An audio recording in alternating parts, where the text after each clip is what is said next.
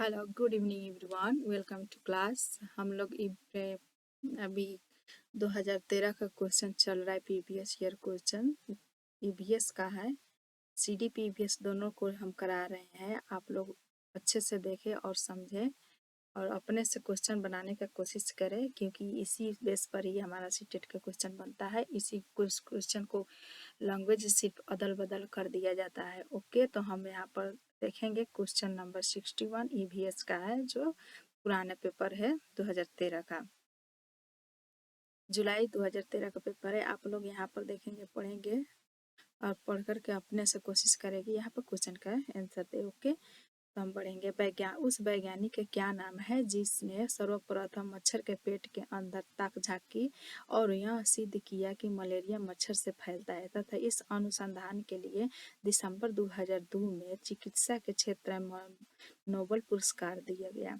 उन्होंने जो कौन सा ऐसा मनोवैज्ञानिक जो मच्छर के पेट में ताक झांक कर करके उस पता लगाया कि मच्छर से काटने से मलेरिया होता है और फैलता है। उनको 1902 में नोबेल पुरस्कार भी मिला है इसके लिए। तो इसमें से आप बताएंगे इस ऑप्शन में से कौन सा है। चार्ल्स डेविड, ग्रेगर मेंडल, नहीं ग्रेगर मेंडल है जो यहाँ आनुवंशिकता और पर्यावरण को खोज किया है। जॉर्ज मिस्ट्रॉल ये भी नहीं है।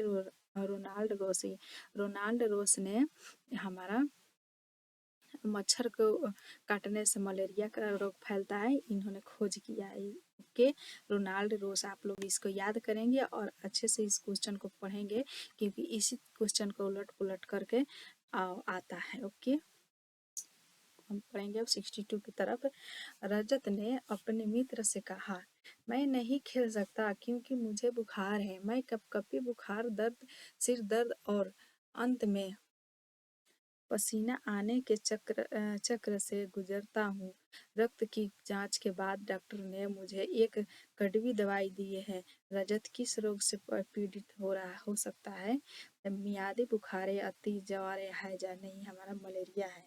जो मलेरिया में अति कपकपी होता है और सिर दर्द होता है, पसीना छूटता है, इसी से हमारा मलेरिया, इसी को हम मलेरिया कहेंगे। ओके, बढ़ेंगे हम 63 की तरफ। अल्बुनी कौन है। वह एक शाही सुल्तान जिसने हमारे देश में लगभग 40 वर्ष शासन किया, नहीं। और वो अफगानिस्तानी है, नहीं। जो व्यापारी जो हमारे देश में मेवों के बाजारों का अध्ययन करने आया था, नहीं है। वह उज़्बेकिस्तानी यात्री था जिसने एक किताब लिखी जो हमारे देश के इतिहास के बारे में जानने में सहायक है। हमारे क्वेश्चन का आंसर यही है, क्योंकि अल्बुनी उज़्बेकिस्तान का रहने वाला है और एक इतिहासकारक है। उन्होंने इतिहास लिखना शुरू किया कि हमारा भारत कैसा है। ओके, हमारा क्वेश्चन का आंसर 3 हो जाएगा। बढ़ेंगे 64 की तरफ। रात में जागने वाले जानवर हर चीज को किस रंग में देखता है। रात में जागने वाले जानवर हर चीज को केवल काला और सफेद ही देखता है, किसी और रंग में नहीं। केवल काला और सफेद। ओके, और क्वेश्चन का आंसर 2 हो जाएगा। अब हाथियों के विषय में यहाँ पर दिया गया है, जबकि हाथियों के विषय में अभी भी क्वेश्चन बहुत टेंड कर रहा है। आप लोग हाथियों के विषय में सब कुछ जानने का कोशिश करें और समझने का भी, क्योंकि कंसेप्चुअल क्वेश्चन आ रहा है, इसी उलट पुलट करके क्वेश्चन बना रहा है। हाथियों के झुंड के बारे में सही कथन को चुनना है। यहाँ पर कथन दिया और ऑप्शन भी यहाँ पर दिया गया है। तो यहाँ पर कथन क्या दिया गया है कि हाथियों के झुंड में केवल हथिनियाँ और 14 से 15 वर्ष के बच्चे ही रहते हैं। हाँ, हमारे हाथियों के झुंड में सिर्फ बच्चे और हथिनियाँ ही रहती है, हाथी नहीं रहता। और इसमें हाथियों के एक झुंड में किसी एक ही परिवार के सदस्य होते नहीं, और अलग अलग परिवार के भी सदस्य होते हैं। झुंड की सबसे बुजुर्ग हथिनी ही पूरे झुंड का नेता होती है। हाँ, हमारा ये कह रहा है कि झुंड के जो झुंड बनाए रहता है 12 से 10 से 12 13 हाथनी के बच्चे और हाथिनी रहती है। उसके झुंड का नेता जो हाथिनी होती है, उस झुंड का नेता सिर्फ बुजुर्ग हाथिनी ही होती है। ओके, एक झुंड में हाथिनियों और बच्चे की संख्या कितनी भी हो सकती है? नहीं, सिर्फ 14 से 15 वर्ष, सिर्फ 12 से 10 या 12 के झुंड ही रहता है। ओके, तो हमारा क्वेश्चन के आंसर बी और सी नहीं होगा, जबकि नहीं सी होगा, बुजुर्ग हथनी हो गए, और ये डी नहीं होगा, बी नहीं होगा, ए और डी हो जाएगा। हथनी ये डी नहीं होगा। के हम बता रहे हैं आपको, यहाँ पर इसको कट करेंगे और इसको कट करेंगे, जो बचेगा वही हमारा आंसर हो जाएगा। ए और सी हमारा क्वेश्चन का आंसर हो जाएगा। तो हमारा क्वेश्चन का आंसर ऑप्शन है 2। ओके, आप लोग यहाँ पर आए। पंखुड़ियों के अंदर फूल के बीच में कुछ पतली पाउडर जैसी रचनाएं दिखाई देती हैं, जिन्हें क्या कहते हैं? जब फूल पर जब तितलियां बैठती है तो तितलियों के शरीर में भी वो कण जैसा दिखाई देता है, उसी को इसमें पूछा जा रहा है। उसे क्या कहा जाता है? उसे तो पराग कहा जाता है। ओके, 67 की तरफ, यदि आप रेलगाड़ी द्वारा अहमदाबाद जाए तो आपको रेलवे स्टेशन पर अधिकतर बेचने वाले खाने की कौन सी चीज़ें बेचते मिलेंगे? आप लोग जब भी अहमदाबाद गुजरात के स्टेशन पर जाएंगे तो वहाँ पर ढोकला, चटनी और नींबू वाले चावल मिलते हैं। ओके, यहाँ पर क्वेश्चन के आंसर हमारा 1 हो जाएगा। 68 की तरफ बढ़ेंगे। पक्षी अपनी गर्दन बहुत अधिक हिलाते हैं, इसका कारण है क्या? क्यों हिलाते हैं पक्षी अपनी गर्दन को? झटपट हिलाते, क्यों हिलाते हैं? क्योंकि पक्षियों की आंखों की पुतली घूम नहीं सकता।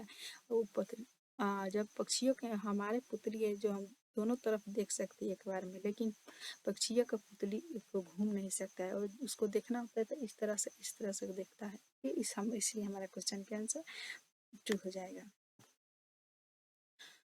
69 की तरफ पढ़ेंगे। निदान के पश्चात कोई डॉक्टर रोगी से यह कहता है कि उसके खून में हीमोग्लोबिन की कमी है, तो उस रोगी को आयरन की कमी को पूरा करने के लिए क्या खाना चाहिए? एक व्यक्ति को हीमोग्लोबिन की कमी है, उस व्यक्ति को आयरन पुराने के लिए क्या खाना चाहिए? तो चावल नहीं, हरे पत्तेदार सब्जियां, गेहूं नहीं, संतरा नहीं, यहाँ पर हमारा आंवला, हरे पत्तेदार सब्जियां और गुड़ को खाना चाहिए, तभी हमारा हीमोग्लोबिन में आयरन पूरा हो सकता है। ओके, बढ़ेंगे 70 तरफ। राष्ट्रीय पाठ्यचर्या की रूपरेखा 2005 के प्राथमिक स्तर पर पर्यावरण अध्ययन शिक्षण का मुख्य उद्देश्य होना चाहिए। क्या होना चाहिए? कि विषय की आधारभूत संकल्पनाओं की आधारभूत समझ का विकास, या विषय के आधारभूत सिद्धांतों को स्मरण करना, या स्मरण करना हमारा गलत हो जाता है। ओके, हम यहाँ पर पढ़ेंगे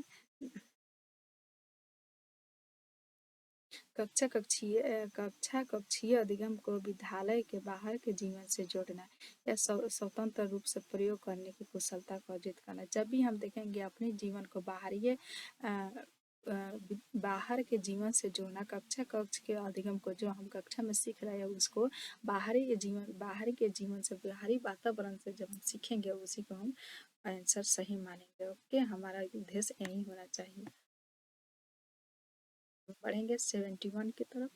अब और आगे हम दूसरे क्लास में लेंगे, और तब तक के लिए इतना ही रहेगा। ओके, ओके, आप लोग यहाँ पर आए और अच्छे से प्रीवियस ईयर क्वेश्चन को ले, हम रोजाना आप लोग के लिए यहाँ पर प्रोवाइड कर रहे हैं, और यहाँ पर आप लोग अधिक संख्या में आए ताकि हम लाइव क्लास स्टार्ट करें। ओके, लाइक और सब्सक्राइब करें, अपने दोस्तों को भी यहाँ लेकर आए। Okay, bye.